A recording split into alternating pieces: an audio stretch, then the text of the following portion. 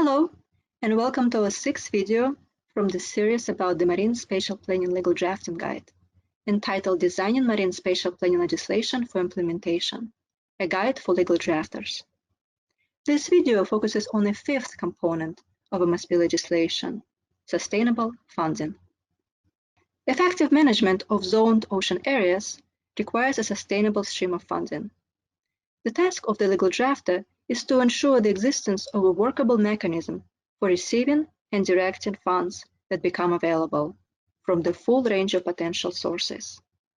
A common approach in sectoral legislation is to establish a government-controlled special fund, as distinct from the national consolidated fund, that the ministry can draw down for a defined category of projects and activities.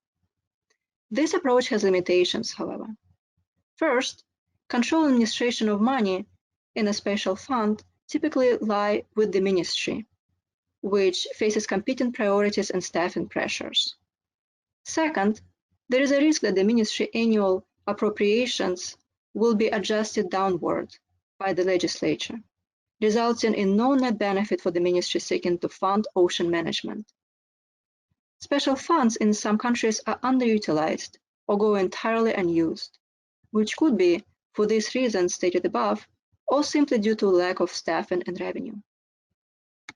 Another approach is to establish, legislatively, a new sustainable funding mechanism that exists partially or entirely outside of government, in the form of a conservation trust fund.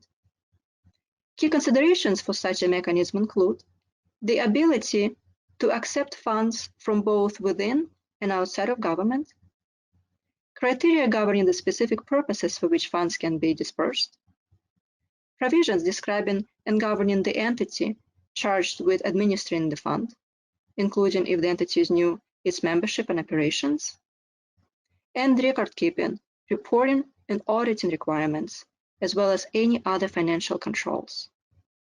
We should note here that the legal drafter should exercise caution to ensure that any new funding mechanism under consideration conforms not only with the country's constitution and public finance legislation, but also with unwritten norms and expectations within government as to how public funds are to be collected, held, transferred, and dispersed.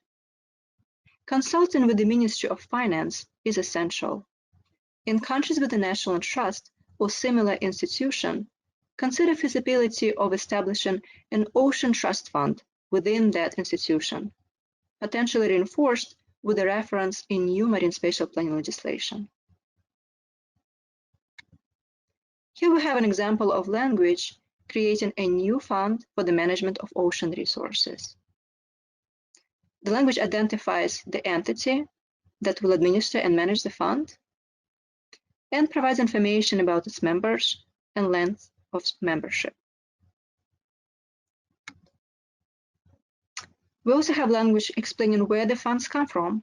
So as you can see here, we have appropriations, ocean-related fees, conservation-related fees, ocean-related fines, liability mechanisms, donations, and other sources. And here you can see language identifying specific purposes for which funds can be spent, including creation of a marine spatial plan, informing the public, consultations, training of enforcement officers, education, data collection, monitoring, and other purposes listed here. Thank you for your time. We hope you have enjoyed the video. In the next video, we will discuss enforcement and compliance.